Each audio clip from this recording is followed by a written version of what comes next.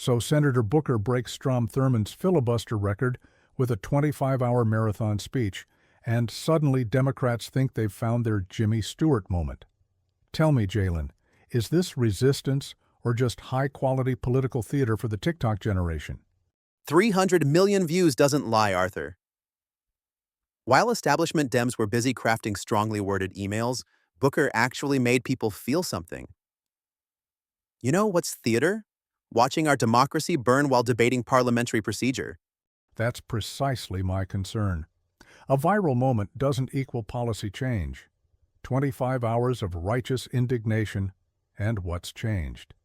Trump's still deporting American citizens to El Salvador, universities are under siege, and Republicans remain silent. Where's the actual victory? You're missing what matters. This isn't just about policy wins, it's about breaking the national trance. Booker called it a poverty of empathy. People can't fight for democracy if they're numb to its collapse. Sometimes you need to shatter that numbness before you can build something new. So we're measuring success by what? Engagement metrics? Emotional catharsis? I've spent 40 years in Washington, and I can tell you, backroom negotiations may not trend on social media, but they move the needle where it counts. Backroom negotiations? With who, Arthur? Name one Republican senator willing to cross Trump. You can't negotiate when the other side won't even acknowledge reality. And while your generation waits for adults in the room who aren't coming, my generation is watching rights evaporate in real time. That's not entirely fair. There are still Republicans who privately object. Privately, that's exactly the problem. What good is private conscience when public compliance is destroying democratic norms? Democracy doesn't die in darkness. It dies in broad daylight while everyone's filming it for their social feeds. I want to push back on your implication that my generation doesn't understand urgency. But I need to admit something. In '79, I was in Tehran as a young diplomatic attaché when the revolution exploded. I watched an entire system collapse in months. Institutions that seemed permanent suddenly vanished. Everyone thought someone else would save things until no one could. That's the thing about democratic backsliding. It's the frog in boiling water scenario. The temperature rises so gradually that nobody jumps out until suddenly the water's bubbling and it's too late. America's water is visibly bubbling now, Arthur. And that's what keeps me up at night. When I criticize Booker's approach, it's not because I don't share his alarm. It's because I've seen this movie before, and speeches alone didn't save the day. But you have to admit there's something powerful about Booker, the fourth black senator ever popularly elected, breaking Thurmond's record, the same Thurmond who filibustered civil rights legislation. The symbolism matters. I can't argue with that. The historical poetry is undeniable.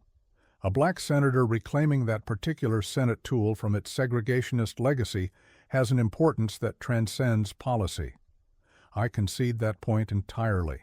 Well, mark this day, Arthur Caldwell acknowledges the power of symbolism. But let's back up and look at how we got here. Before Booker's speech, there was a vacuum of opposition. Congress abdicated its oversight responsibility, corporations kowtowed for favorable tariff treatment, and the courts were being systematically intimidated. That's the most troubling development. When federal judges receive pizzas ordered in the name of a murdered son, essentially saying, "We know where you live," we've crossed into territory I never thought I'd see in America. And for what it's worth, I agree with Booker that corporate America's silence is deafening. It's classic destruction tourism. Everyone's standing around documenting democratic collapse rather than preventing it. Media outlets get clicks, politicians get fundraising dollars, social platforms get engagement. Everyone profits from the spectacle of decline except actual citizens. Destruction tourism. That's distressingly apt. But I wonder if we're missing something more fundamental. Both parties are essentially operating from fear. Republicans fear primary challenges and Twitter mobs if they stand up to Trump. Democrats fear institutional collapse. But what is either side actually building toward? Holy shit, Arthur. That's the nail on the head. It's all defense, no offense. Nobody's articulating what comes next. It's just stop the bleeding versus the bleeding isn't that bad. Which brings us to Booker's Shiva Paradox, the idea that destruction precedes renewal. The Hindu god of destruction is also essential for rebirth. I find that simultaneously terrifying and oddly hopeful. But here's the million-dollar question. Can you guide destruction toward rebirth, or is it just a roll of the cosmic dice? Because if we're banking on from the ashes rises the phoenix, I'd like some guarantee about what phoenix we're getting.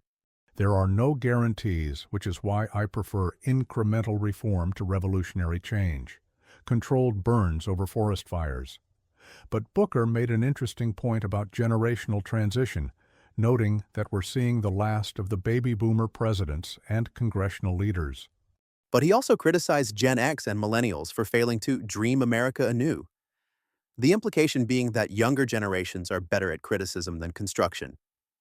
That stings because there's truth to it. Perhaps that's the real challenge, not just resisting authoritarianism, but imagining what comes after resistance succeeds. What would a post-Trump, post-boomer America actually look like? That's the conversation we should be having. Instead of just freaking out about judges getting threatening pizza deliveries, though that's legitimately terrifying. Where's the vision of the America we're fighting for? And that might be where Booker's symbolic action meets my pragmatic concerns. His speech wasn't just lamentation. There was a call to imagination there, too.